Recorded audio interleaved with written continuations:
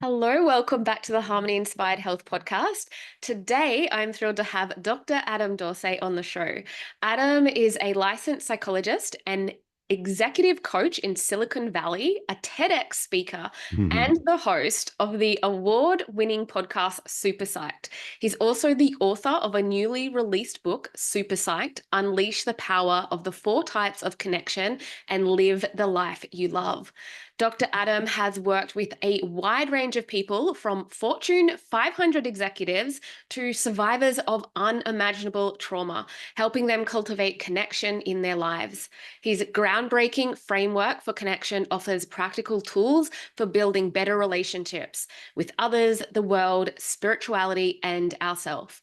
So, today we're going to dive into why connection is so vital and how we can all benefit from deepening our bonds. Welcome to the podcast, Dr. Adam. Harmony, it is a pleasure to be with you. Thank you so much. We've already had such a good convo before we hit record. Lots of things in common. I cannot wait to get into this. But before we get into the body of our episode, I like to ask two rapid inspiration questions just so we can know another side of Dr. Adam. So, what's one unexpected or unconventional thing about you that most people don't know? I speak Japanese. Yeah, that's an awesome language. I would love to be able to speak Japanese. I don't really speak any other languages. What's that? I don't really speak any other languages except for a little bit of Indonesian, miniature bit of Spanish, but I would love to be fluent in another language. Right on. Yeah. Selamat pagi.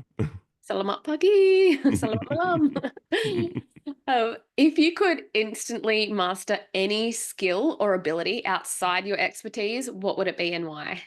Oh, that's a really good one. I would probably want to be a surfer. I think surfing is the most awesome of sports. I don't do it. I've done it once. I found it very difficult, totally exhausting. But the reason I would want to be able to do it is they say, and there can be no question, that when you're surfing, you can't think of anything else. You're just Mm, so in the moment. yeah. And watching big wave surfing movies actually got me through my doctoral dissertation. I don't know exactly why it was, but I would watch these big wave surfing movies, and somehow they inspired me to just get pounding on the keyboard. Amazing. Well, when you do your book tour on the Gold Coast, Australia, you can start surfing because we got surf everywhere. Oh my goodness. That would be quite a renaissance if I did that. Yeah. So, what led you to become a psychologist? How did That that is path unfold for you? Wow, Harmony, what a great question. And no one's asked me that. Mm, My mom describes pushing me in the stroller, saying that I would just want to connect with everybody who went by. And I've always been curious about people's stories. I later in life began long distance cycling. I haven't done it in some time, but I was on the 7 day ride, and my tent mate said, "Dude, you are if I gave you a Native American name, it would be the Seeker of Stories. You are Mr. Seeker of Stories."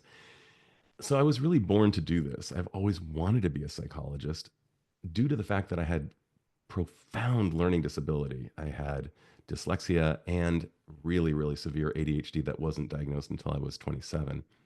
So I was marinating in this self concept that I wouldn't be able to attain the training, the education to become a psychologist. And it was kind of a cosmic joke. I ended up marrying a psychologist, and I would hear about her day every day, and I would share with her my day, which was at that time I was in sales.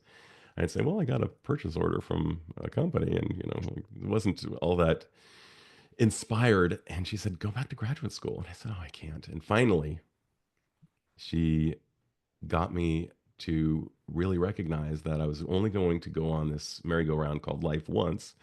Why not do something I love? And that she would much rather have a happy husband than a rich husband. And she supported me emotionally, and we figured out the finances and how to make it work, so that I could earn $10 an hour with no benefits while I was earning my 3,000 hours. Not exactly the dream story in terms of, those types of realities, but it got me where I wanted to get. And now it's truly been a dream come true. amazing. You and your wife would have some really interesting conversations then over dinner. We People have these ideas about what it must be like, and do we weaponize it? Do we when we argue? We or how was it like to be our child? Both of our children love having parents who are psychologists, and I would say it's been a huge benefit to our relationship. It is never weaponized. Mm, It's really only for the common good. In fact, just one little off digression is I remember when she and I were trying to figure out where we would live. She was living far north, I was living south of her. And when we were trying to figure out the location, she said, unless both of us are happy, neither of us is happy. mm, And that's really been the dictate for our relationship. So we've been married nearly 22 years now. I still feel like I'm in my first week of dating her. I'm totally into her. I think she's amazing, and I would say that our relationship has actually blossomed all the more that we mm. share this profession. I love that so much. Does she have a specialty within her psychology practice? What does She she? has been so interesting, her evolution. She started out as a pediatric psychologist. She was really good at that. And then as she became a mother herself, she began working with new moms and helping them with parenting. She became really good recently with couples, and she's also, if you've heard of EMDR, the eye movement Mm, desensitization reprocessing, you're nodding your head. yeah. She's outstanding at that, so she works well with trauma. She's got a lot of great skills. She's been kind of almost like a David Bowie esque, gone through these phases, except for the fact if she's doing all of it, she still does all of them. But she's gone through these cool changes throughout her career, integrating new skills over time. Yeah, wow. And so with your practice, what led you or inspired you to write Super Psyched, and how does it reflect your work in psychology? Irv Yalom, who is a Stanford psychiatry professor who I adore, said that every book he ever wrote bit him in the ass. And what he meant by that was it it took a hold of him and he had no choice but he had to write this book. This was the book I had to write. After nearly 20,000 hours of working with individuals and couples myself and having hundreds of guests on my podcast and reading lots of books, there's been this one word that keeps showing up, and that word is connection. The problem has been connection is rarely really well defined, and it's usually viewed through the aspect or through the lens of connecting with your spouse or connecting with your children or connecting with your clients. But I really wanted to expand that definition and ask what would be a meaningful life and how does connection play a role? Turns out it may be the most important of all currency in terms of having a meaningful life. Happiness is a fleeting thing, but connection is something that we can sustain. And since the Diagnostic and Statistical Manual, which is our Bible, so to speak, for diagnosing someone with a psychiatric illness, so to speak, almost every single illness described in the DSM has an element of disconnection. Anxiety is disconnecting from the present because we're, tripping on the future. Depression is connecting, disconnecting from the present by thinking about the past. Trauma, in and of itself, is maybe dissociation and depersonalization and a host of other things. So, if the opposite of connection is attributable to almost everything we don't want, connection does seem to be logically and legitimately congruous with everything we do want. Mm, So I decided to really dive deep and look at connection through four basic ways we connect, kind of rippling out in concentric circles. How we connect with ourselves, how we connect with others, how we connect with the world, and how we connect with spirit. That doesn't necessarily mean that religion. The most orthodox atheist can go someplace like Australia's Gold Coast and experience awe and say to themselves, wow. And they can feel something larger. And the mere fact that you and I are having a conversation, if you think about Martin Buber and the I and thou concept, you and I are creating something that is spiritual in nature mm, by virtue of the fact that you're evoking good me through good questions is causing me to be far more interesting than I would be alone. If I was just sitting here babbling on my own in this room, I would, it would not be all that interesting. But you and I are creating something larger than me alone or larger than you alone. Yeah, absolutely. We're co-creating like we do with the universe. We're co-creators of all that is. And I love that connection to all the people and all the universe. But I was really interested in what you said about the definition of connection. Have you come up with your own sort of definition of connection, or can you define it? I have. It's a Yeah. working definition, and I am convinced that as I hit the refresh button on that definition over time, it will change. But for now, it's about a 2 page long definition, and it has been co created with several of my peers who are licensed mental health practitioners. But the essence is it's what brings us life force, it is vitality, it is what causes us to feel alive. And you can't fake that. You know it when you have it. And I know your husband Phil loves Akadaka, known as ACDC over here, and apparently you call it that as well. And for him, he probably comes alive as soon as he hears that gong of Hell's Bells. It's like, oh, my song is about to come on. Oh, there goes Angus. He's about to play that riff. I love that riff. And by the way, I remember the very first time I heard that thing. I came alive. I was a teenager, and I think I was 13, and it was just like, oh my God, what just happened? Bon Scott had just died, and how are they going to come? Oh, they came back in black, and boy, did they come back! Because I didn't think that they could possibly come back after that tragedy, except for the fact that they did.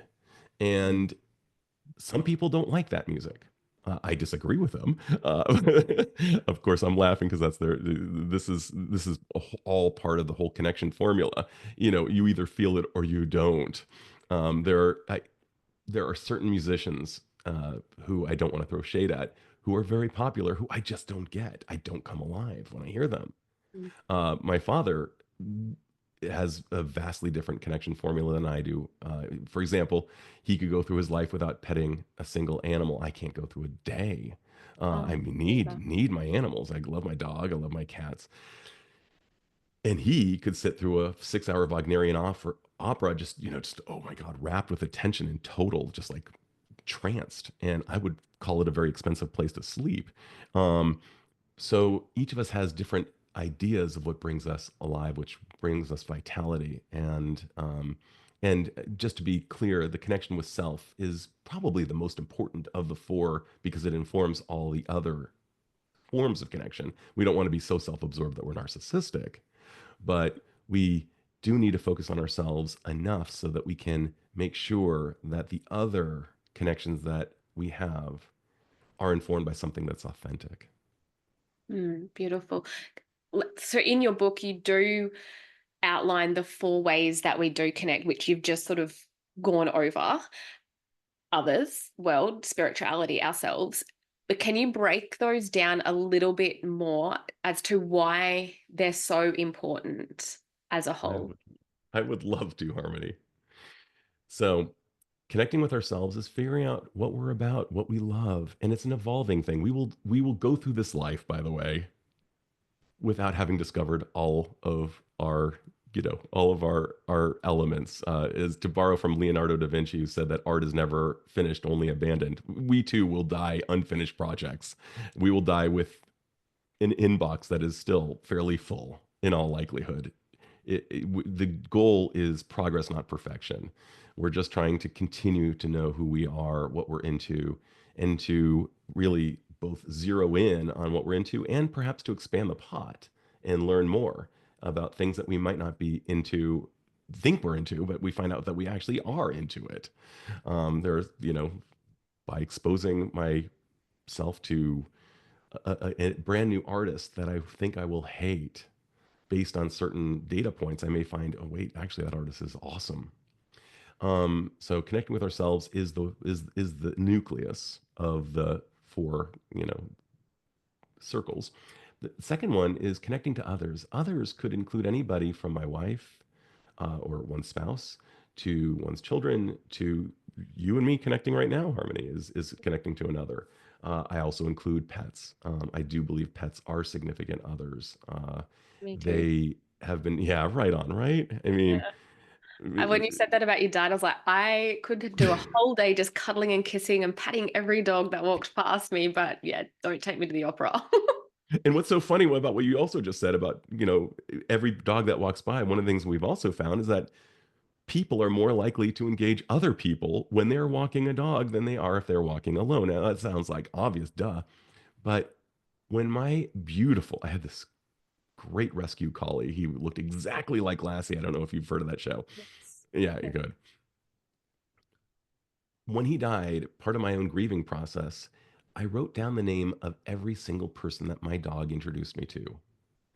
There were several dozen great people my dog introduced me to who I would not have met if I didn't have that dog. There's no question that some lone dude walking through the neighborhood is not going to be engaged but walk with, this amazing collie. Yeah. Suddenly I'm getting in, oh my God. So everybody needed to touch that dog. Yeah. And we I also know that, oh, yeah. Oh, I was just going to say that actually happened to me this morning. I usually look at the dog, not the person, and smile at the dog and say hi. And this cute little black dog walked past this morning when I was going to the gym, and I looked at it and I'm smiling, and I could just feel the presence of the owner who I hadn't even really looked at yet. Just staring at me. And so, but he was doing that so I would get eye contact because he wanted to say hello. So then I sort of looked up and he's like, hi. And I'm like, oh, hi. And it was a beautiful Abs- connection, but it all started because I was like, just smiling at his dog as he walked past. That is awesome. And, the dog primary, the human secondary in this Yeah. case. And, right behind me, over my right shoulder, is a tiny wooden box, which you may see. That actually possesses the ashes of my beloved cat, the first cat who jumped me into the gang of liking cats. I hated cats. I mean, I can't overemphasize the degree to which I despised cats. And in a former relationship, my then girlfriend said she wanted a cat. I said, fine, but I don't look at the cat. I don't take care of the cat. Definitely not allowed in the bedroom. And this cat jumped in my lap when we were at the Humane Society and gave me a headbutt and never left, basically. When Oh. we broke up, I retained custody of his name was Yoda, and he really was a teacher of mine. He was amazing.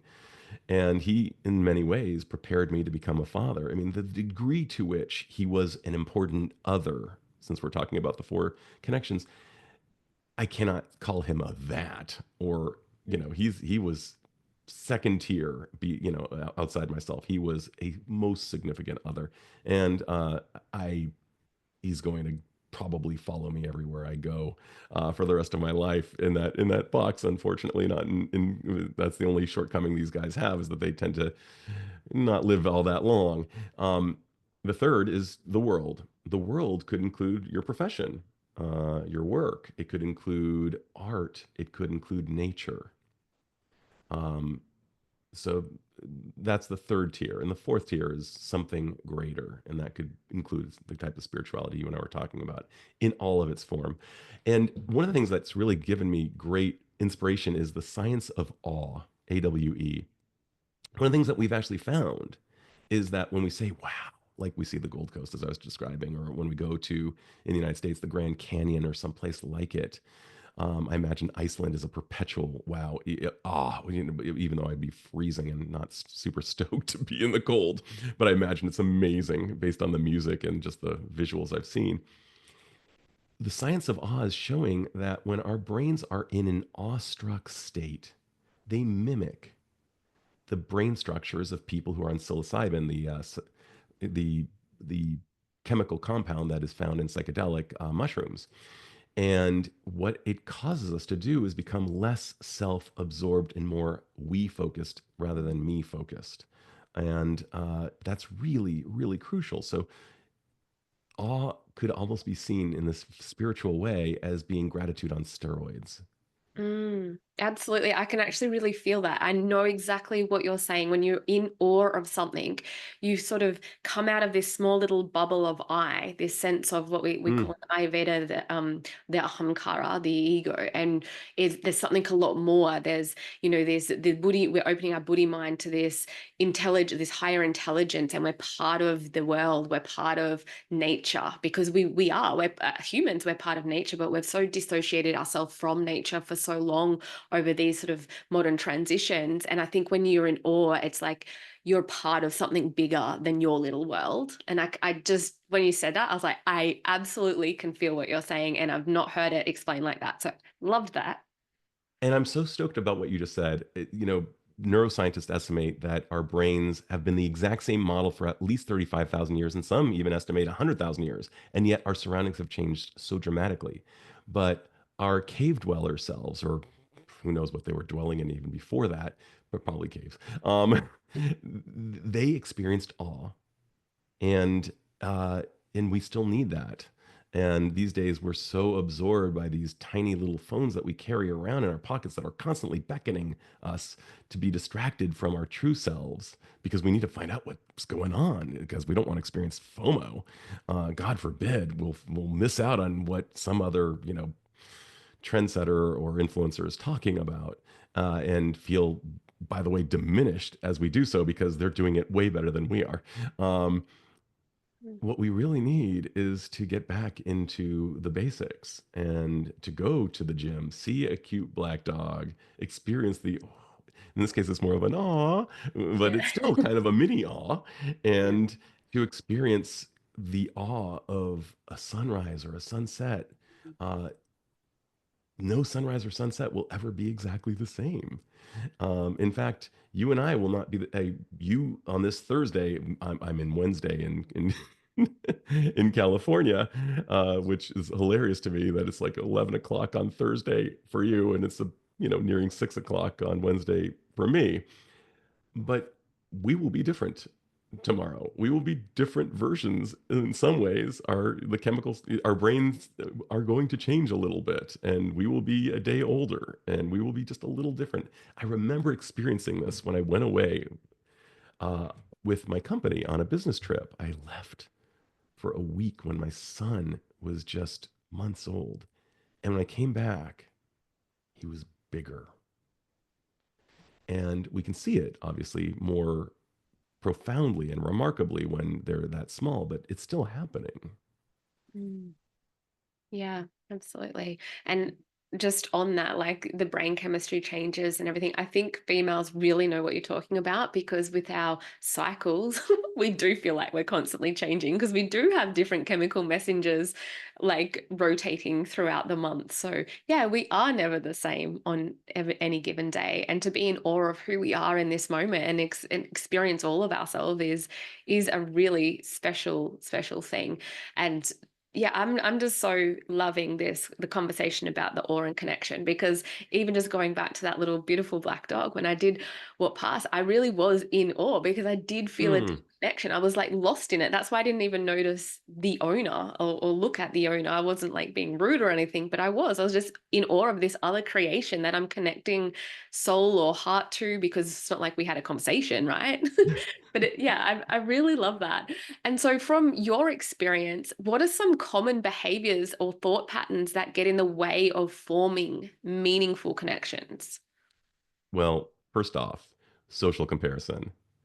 Mm, We engage in this all the time. We can't help it. We're built that way. Even primates can engage in some degree of social comparison. There's a whole experiment where monkeys are receiving uh, cucumbers, and they can see each other having cucumbers, and they like cucumbers at about a 5 out of 10, and they like grapes at about a 10 out of 10. And when one of the other monkeys continues to get the cucumbers, but the other monkey, who you can see, is getting grapes, immediately a social comparison goes forth. And the monkey who was previously receiving those cucumbers starts throwing the cucumbers at the feeder. So we do that, and we can override that system by basically doing what I call a mental control alt delete, which is for those who use PCs, it's how you override the system's defaults. And basically, the my mantra is what we appreciate appreciates. And I could drive in to my driveway and see that on either side of both houses on where I live have better cars, so to speak, than I do. But if I love my car and appreciate my car, I'll appreciate it all the more. So we can override that. Another one is FOMO that I mentioned that really can interfere. Like, what about JOMO? What about the joy of missing out? What about the joy of saying, you know what I'm going to do? I'm going to enjoy a great night just with my wife. Yeah, I'm missing out on that thing, but you know what? I don't need to do that thing. I want to just, you know what I really want to do is experience the joy of missing out because everything is a choice. Everything is a decision. Decision and incision share etymological roots. And can I double down on this decision and enjoy missing out? Other things can include just this calling of this blue light from our phone saying, feed me, look at me. And what if my child is looking at me and I'm looking at my phone? I've done this. I'm, in spite of the fact that I know the stuff, there can be a chasm between what we know and what we do. And I've made my blunders. But each time we override our system defaults, it's like we're doing a mental push up in our brain. We're developing slightly stronger neuronal connections towards the target behavior. I'm never going to be perfect. I'm never going to get it right, but am I improving over time? And one of the other things that we can do to override our tendency to engage in social comparison. I was talking earlier about Chris Hemsworth and how I envy this man, and I'm never going to look like Chris Hemsworth. He has something that, only could come from the Nordic gods who create Thor. He's amazing. But can I compare myself to me? Don't engage in relative comparison. If I can try to compare myself to Chris Hemsworth, I'm going to be miserable and feel diminished. But can I compare myself to me last week? Am I trending towards a truer sense of who I am? Am I getting stronger in the areas that I wish to target? And that also includes normative comparison. Don't compare yourself to the average. No, compare yourself to yourself. So that's one of the ways that we can override our system defaults. Our system defaults have never been really wired for us to engage in connection the way I'm describing. The human brain was created to do two things. It was created for us to survive and to conserve energy. And that's it. Hence, we have all of these, he uses the word hence. As a result, we have all of these stupid cognitive biases that make us stupid, really. They really clog up our thinking.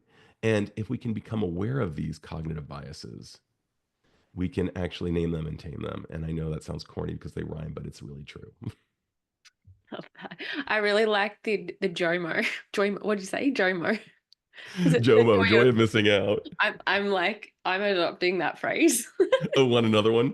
A Instead of JOMO. Schadenfreude, which is taking pleasure in someone else's pain, Yeah. Freudenfreud, which is taking pleasure in someone else's pleasure. Yeah, I like that one too. I'm all for the joy of missing out. Like, Right? and I'm all for that. And having like riding off someone else's pleasure because it's that energy. Like, if you're around people like that, that's how you start to feel, like even being on other side of the world. To me, we're having this conversation, we're connecting and we're vibing with each other. There's an energy here. Whereas if Oh. I thought you were like, if you come on and you're a bit of a douche, it just wouldn't flow like it is. You know what I mean? It's or it's or so or just yeah, or just like a limp piece of pasta. It's like it's like yeah. have you shaken someone's hands at a party and it's just like this limp dead fish Yeah, you're like, oh and yeah, it's you're just really like oh, excited to see me. it's like I just you Yeah. almost need to shake that off. But yes, here we are all the way. I mean, how many thousands of miles away from each other are we? And yet there's this vibe, and I can't wait to meet Phil. It's gonna be amazing. Yeah, totally. And so we've talked about these beautiful pillars that you've got. But can you explain the connection formula and how listeners can apply it in their own life? Like, is there a way where they can nail all of these pillars? What if they have only like one or two of them sort of down pat? Is there, I guess what I'm trying to say, is there a disconnect with this deeper feeling of awe or this deeper feeling of stepping into your higher self if you don't sort of master all of these pillars of connection? It's not like Pokemon where you have to get them all. I don't. I think that's how it works anyway. I've never done Pokemon. I've seen my kids play it in Pokemon Go. But anyway, what I'm driving at is don't try to chase two rabbits at a time. I think there's an old axiom: chase two rabbits, get Yeah. neither. Delve into one, Mhm. and in all likelihood, probably one of the first places you're going to want to look is, look at connecting with yourself, perhaps. But ask yourself, does this activity really feed me? And I came up with a very easy to remember acronym that uses the letters FEED, FEED. We can know if something really works for us, if the shoe really fits for a nice long walkabout. Okay, it's like I'm just using all of the vernacular that I have from Australia, the very little that I have.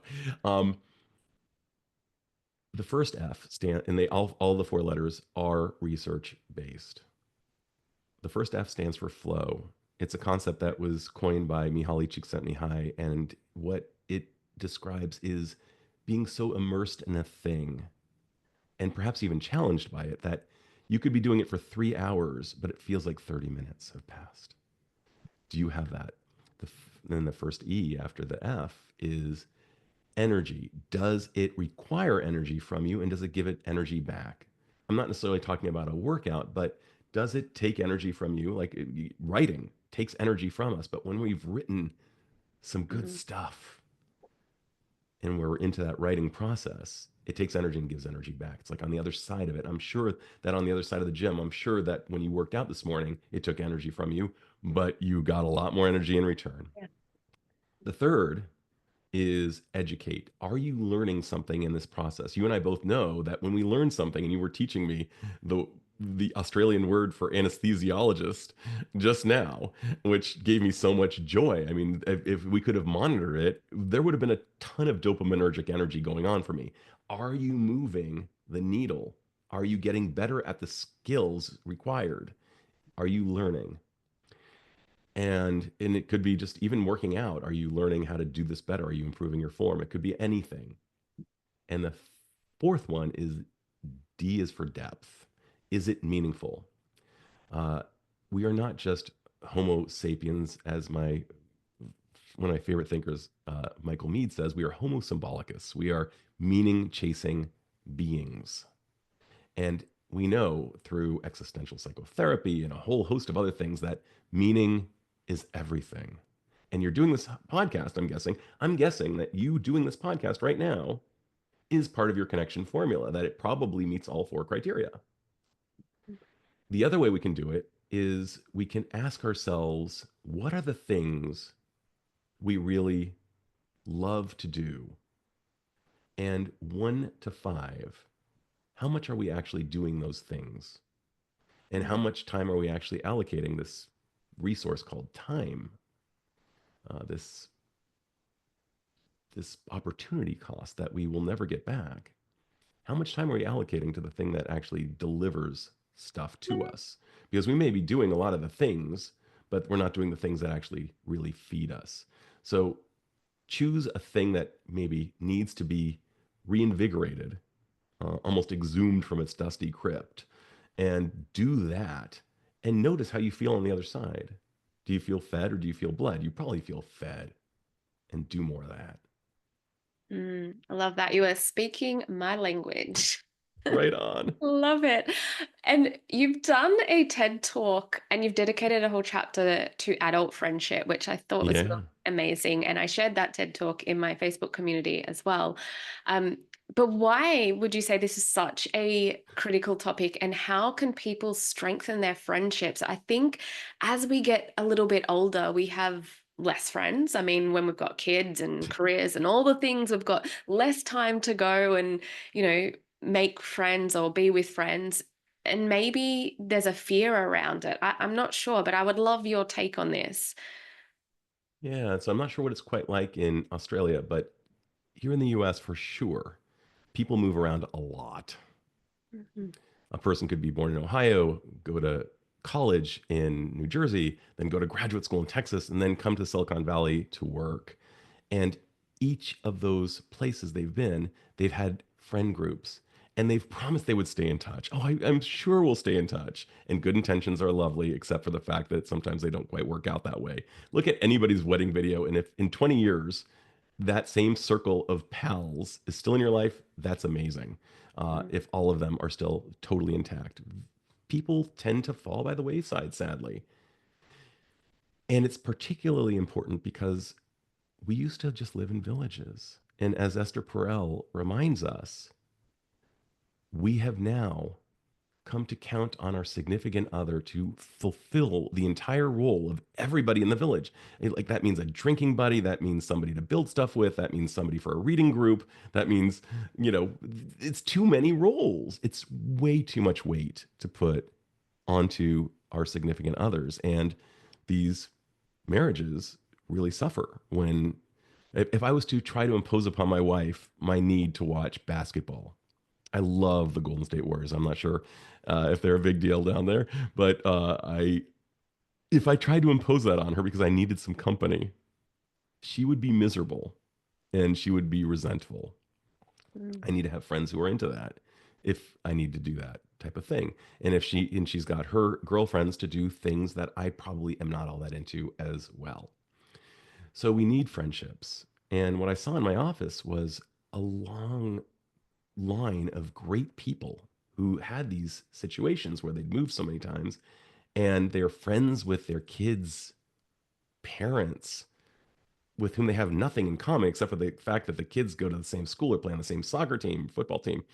And, they have to hang out with those people and there's just like nothing to talk about, nothing really of great interest. So friendship is a really big deal, particularly for males, actually. Females, on average, are better at creating and sustaining those relationships. Men have a lot of difficulty with that vulnerability thing of saying, like, it's very awkward for someone north of 30 to say, hey, can we go out and grab a beer together? And will you play with me? Will you hang out? It's very awkward. And what we also know is that vulnerability is the precursor to courage. mm, And we need to rock that vulnerability. And we may get rejected. We may go out with the other person and have a beer and find out, oh my gosh, this is not a match. Or we may also find out that the other person is not who we think they are. They may espouse certain values, and you find out that those values are not at all upheld in their day to day existence. That they're living 180 degrees away from their values.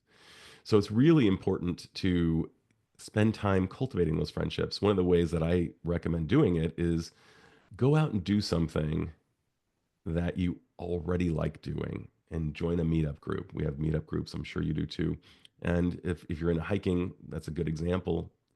Or if you're into bowling or whatever it is you're into, go to a meetup group. Worst case scenario, you'll drive home having done something you already liked. Best case scenario, you end up with the details of somebody with whom you've connected. And there mm, might be an opportunity to grow a friendship. Better still, maybe re energize those friendships that maybe you let fall by the wayside. It will require some vulnerability in calling the friend and saying, hey, it's been a long time since we talked, a little awkward. I know I dropped the ball. Are you open to, like, hanging out again? And it might be that you are geographically undesirable. It may be that you're very far apart. Worst case scenario, I'm a big fan of this, what you and I are doing right now. People mm, say, "Oh my gosh, I do," I roll, like I'm on Zoom all day at work. I don't want to be on Zoom, during my off time. Well, crack open a beer and make it different. Craft, make yourself a craft coffee, whatever it is that you need to do, but it's not the same.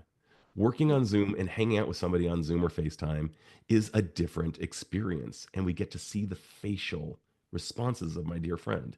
I've got this great friend, Jed Goldstein. I freaking love this guy. He's the greatest guy. His only problem is he lives in New Jersey and he's got a family, so I don't get to see him. And over the summer, I saw him for the first time in like 5 years, Oh, maybe amazing. longer, maybe longer. Actually, oh God, let's go with 5 years. It's been longer. And I've come to realize that if we go at this rate, I will see Jed in person 8 more times in my life. Mm. That's not enough time to see Jed. He's the coolest guy ever. He's the guy, I wish I wish he lived on my block. I would never get tired of seeing that guy. He's awesome. So we've arranged to meet with some frequency on FaceTime, and that will work. And I get to see his face. We get to laugh our asses off. And I always feel better on the other side. And one of the other things that I also recommend, you probably saw in the TED Talk, was, or TEDx Talk to be specific, because it wasn't the main TED stage, but it's called the drive away test. How do you feel as you drive away or leave an interaction? Do you feel taller? Do you feel stronger? Do you feel happier? Or do you feel deflated? Do you feel like hardly listened to and like there was no interest in your part? Um, you want to have a really good ratio of good drive away tests after hanging out with your friends. Yeah, absolutely. Energizing or de-energizing. Exactly. And I think it's really important what you said about, when you're in a relationship and you make that person have to mean everything to you if you haven't formed these friendships outside of the relationship. It is so important to have friendships, like a good relationship if you're in a romantic relationship with someone, and also a relationship with your kid if you have kids. So, how I know like a lot of people after a few years or maybe many years, whatever it is, but they really do disconnect in their relationship and it just becomes Mm, a thing. It just becomes like we're married, we've had a kid, and we just mm. keep rolling with it. Like there's not this deep connection, there's not this spark. And a lot of women in my clinic specifically are really missing that connection with their significant partner. And some of them are also starting to miss that deep connection with their children as they get a little bit older, or even their younger children, because they are caught up in the world of working and the busyness. And as you said, on the phone because you get that dopamine hit of scrolling. So, how can we create more meaningful connections with our significant other and our children in the family unit? I love that question. First, I'll go with the romantic partner because Hmm. I do believe that it is the biggest predictor of our happiness or misery, like how we're faring in that romantic relationship. We need novelty of some kind. And it could be that I'm just that the two spouses go out on different hikes. It could be that they and see something new together and have that dopaminergic hit of seeing something new. I learned this idea from, of all people, her name is Pat Love. I'm not making this up. Dr. Pat Love wrote a book called Hot Monogamy. It's been a classic, and she knows her stuff. And her biggest tip was do something novel together. So I'm a big fan of that tip. I'm a big fan of really going into interesting questions, big talk questions. The problem with ruts is, well, yesterday is pretty much the same as today, and tomorrow will be the same as well. What if you disrupted it by having big talk questions rather than small talk, or rather than just usual talk? A woman who showed up on my podcast, her name is Kalina Silverman. She wrote a deck of cards with great questions, different types of questions that we can ask each other. We can ask people in our family. It could make for much better, holiday gatherings rather than just like talking about same old too. But certainly with the two spouses, or three if you're in a throuple. Uh, but it's really important that you go on quests, and and that would extend to the family. One of the things that I recommend that parents do with children is to go out on a quest. And the Okinawans who are in one of the blue zones, one of the places that Dan Buettner describes as the places where people live to 100 at a greater rates than average. One of the things that they do is this: they have something called a moai. It's meeting with purpose. And Mm. our old human brains, 35,000 to 100,000-year-old brains, are used to meeting with a purpose. We used to, like do really hard stuff, farming and hunting and gathering and whatever. Well, today we can do something much easier, and that is perhaps look for the perfect hamburger. For the Well, next there's 4 weeks, we come up, what's that? there's purpose in that. There's purpose, and we come up with a rubric with criteria for, like we rate the bun, we rate the condiments, we rate the meat that's used, we rate the variety of burgers, perhaps we rate the atmosphere of the place and the ambiance. We can come up with all types of different type. I don't know if do you have Yelp down there where you rate restaurants? Yeah. Yeah, we do. I actually don't use it very much, so I'll look on it. Yeah. Yeah, well, there might be some restaurant rating system, but you come Mm. up with your own version of that. Yeah.